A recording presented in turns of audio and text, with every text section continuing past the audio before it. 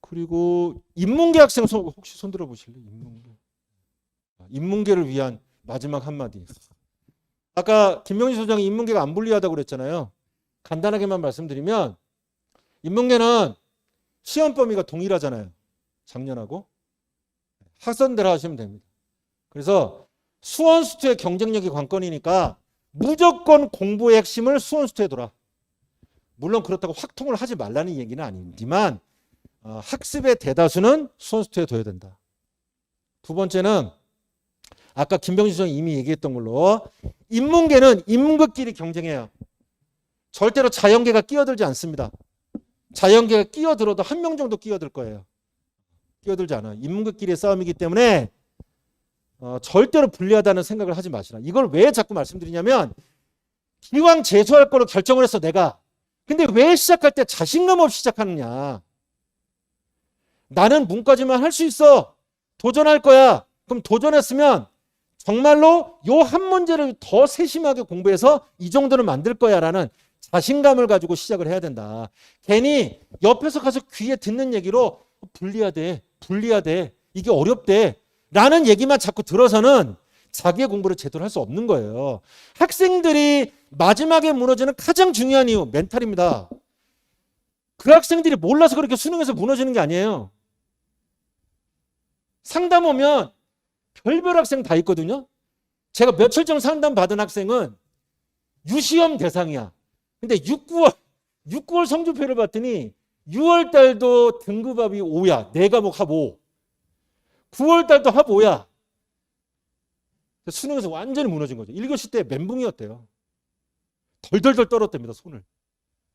그런 학생도 있어요. 수능이라는 것은 어떻게 될지 모르는 시험이거든요. 그러니까 중요한 건 시작 때 자신감 있게 시작하고 1년 동안 꾸준하게 자기의 책임감과 성실함을 다해서 공부를 하는 것이 결국 좋은 결과를 얻기 위한 가장 좋은 방법이다. 아버님이나 어머님들 항상 옛날에 듣던 공부에는 정도가 없다. 뭐 이렇게 다른 방법이 없다라고 늘 말씀 들으시잖아요. 진짜 그래요. 요것만 쫙 잘하면 되겠지. 요 문제집만 풀면 되겠지. 요 강의만 들으면 되겠지. 그런 건 없습니다. 그리고 인문계 아까 김명진 소장이 바빠가지고 다른 거 설명할 게 많아가지고 넘어간 거 이래서 자신감 가지시라니까? 아니 올해처럼 진짜 정시적으로 좋은 환경이 어디 있습니까? 이거 보세요. 이럴 때가 없었어요. 역사상 처음이에요. 문과 부모님들 힘내세요. 여기 보시면 서울대 문과 34명 늘죠. 연대 문과 170명 늘죠. 이과보다 더 많이 늘죠. 제가 문이과 일부러 구분해 놓은 거예요. 그리고 고대 346명 늘죠. 서영고만 합쳐서 550명이 넘게 늡니다. 인문계만. 자연계는 당연히 늘고요. 자, 그렇다고 자연계가 안 는다는 얘기야. 자연계는 좋잖아요. 자연계는 약대 580명도 늘죠. 서연고 늘죠. 의대도 늘죠. 다 느니까. 근데 인문계가 주눅 들지 말라고 해서 일부러 표를 보여드리는 거고 서성안으로 넓히면 요래요. 서성안도 68명, 성균관대 152명, 한양대 133명 됩니다. 그래서 서영고 서성안까지가 전체가 900명이 늘어요. 인문계만. 자, 이게 어떤 현상이 벌어지는지 아시죠? 아까 서영고 인문계가 550명이 늘었잖아요. 그러면 550명을 채워야 되잖아요. 그럼 어떻게 해요? 기존에 서성안을 갈 수 있었던 학생들을 550명이 위로 올라가는 거예요. 그러면 서성안에 550명이 위로 올라가면 550명이 빌 텐데 게다가 서성안 라인에서 또 몇 명이 늘어요? 300명이 늘어요. 그러면 그 300명이 느는데 또 550명이 더 붙어야 되니까 그럼 서성안 라인은 900명이 더 뽑혀야 되는 거고. 그러면 거기가 900명이 비니까 서성안 밑라인, 중경희시 라인에서 또 900명이 올라와야 되고 이런 현상인 거죠. 도미노. 따라서 내년 입시는요. 제가 장담컨대 올해하고 똑같은 성적을 얻더라도 갈 수 있는 대학의 레벨이 올라갈 겁니다. 그래서 자신감 있게 하되 딱 한 문제를 더 맞으면 더 좋은 데를 갈 수 있으니 한 문제를 더 맞기 위해 항상 노력하시라. 그래서 한문항도가 필요하다라는 거죠. 아까 김병희 소장 어렵게 얘기한 진짜 어렵죠? 이게 점수 내는 방법이거든요. 5단계를 거기 홈페이지에 다 있습니다. 제가 다 넣어놨어요. 홈페이지 읽어보시면 이렇게 돼 있어요. 그러니까 선택 과목 학생들의 공통과목, 평균, 표준 필자 이런 거 다 곱한다고요. 얼마나 복잡해요. 이런 복잡한 과정이 있기 때문에 확통을 선택하든 미적 선택하든 기하 선택하든 유불리는 아무도 할 수 없습니다. 다만 제가 수학과였기 때문에 문과는 무조건 확통이잖아요. 미적이나 기하를 생각하지도 마세요. 그냥 확통해서 만점 맞으세요. 그게 제일 좋고, 이과는 미적이냐 기하냐 막 고민 많이 하시는데 재수하는 학생들은 6% 정도는 다 미적이에요. 왜냐하면 기하를 제대로 한 학생이 별로 없어요. 그래서 미적을 대부분 선택해. 지금 제가 상담을 해보니까 상담하는 대부분이 미적이고요. 일부가 기하를 합니다. 일부가 기하를 하는데 기하를 하는 학생들도 미적이 절대로 극복을 못한다거나 극복하기가 좀 어렵다거나 아니면 기존의 대학생들 옛날에 기하를 하고 대학교를 갔는데 대학인데 요번에 약대를 또 뽑아? 의대를 한번 가고 싶네? 이런 학생들이 다시 도전할 때는 기하하는 학생들이 꽤 있더라고요. 그리고 기하를 선택하려면 약간 도형적 개념이 좀 뛰어나야 돼요. 그래서 직관력이 좀 있어야 되고요. 미적은 학습량이 많아야 돼요. 그러니까 미적은 꾸준함이 되게 중요하고 기하는 직관력이 더 중요한 과목이거든요. 그 수준에 맞게 공부를 하시면 될 것 같고 중요한 건 미적 다 맞아도 소용없어요. 수원수도 다 맞는 게 더 중요해요. 그러니까 이거는 이과 학생들한테 제가 드리는 말씀이에요. 이과는 워낙 미적분 했던 학생들이 새롭게 수능을 맞이하는 거기 때문에 진짜 선택 과목의 미적만 할 수 있거든요. 근데 그렇지 않아요. 수투가 중요합니다. 수투 파트가 다항함수 미적분인데 작년에 이과의 시험 범위가 아니었잖아요.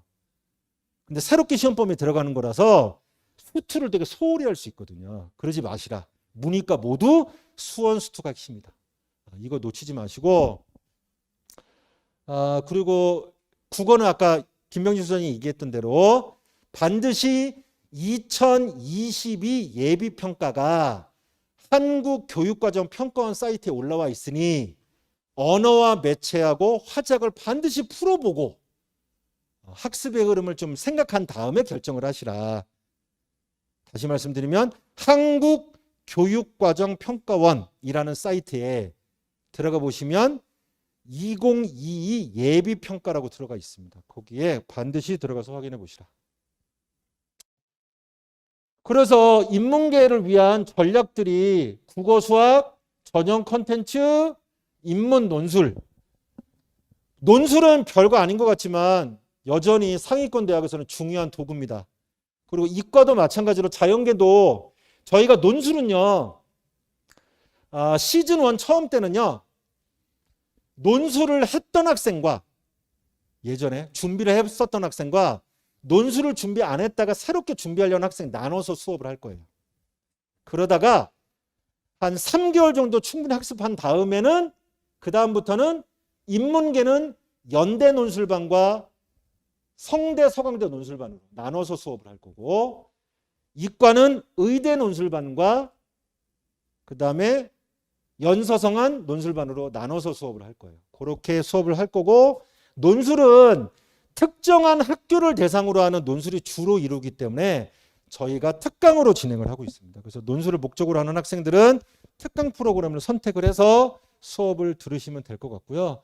인문계를 위해서 정말 많은 프로그램들을 만들어 놨으니 인문계 학생들은 두려워 말고 도전하시라.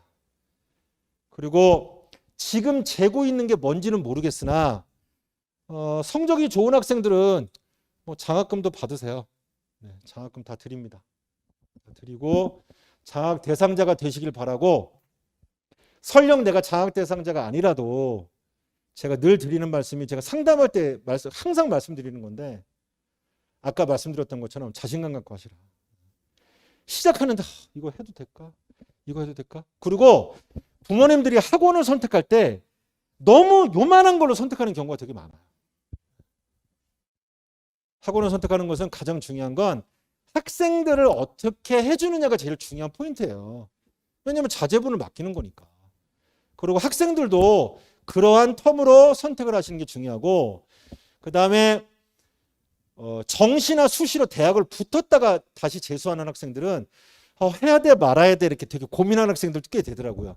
근데 자기 자신한테 딱 한 가지 질문만 던지면 그걸로 정답은 나와요. 자기 자신한테 질문을 던져보세요. 나 이 학교 졸업해가지고 대학 졸업한 다음에 직장을 다닐 수 편안한 마음으로 난 다닐 수 있어? 있어? 라고 물어보세요. 물어보시는데 계속 미련이 남아. 계속 뭔가 허전해. 옆구리가 시려. 뭔가 더 하고 싶은 욕구가 계속 일어나. 그러면 재수하셔야 됩니다. 왜냐하면 그런 학생들은 1년이 지난 후에 또 생각나서 또 재수한다고 하더라고요. 다시 한번 말씀드리지만 뭔가 선택할 때는 과감하게, 대신에 과감한 만큼 열심히, 그리고 최선을 다해서 이런 과정을 거치시면 더 좋은 결과가 있지 않을까 생각이 되고요.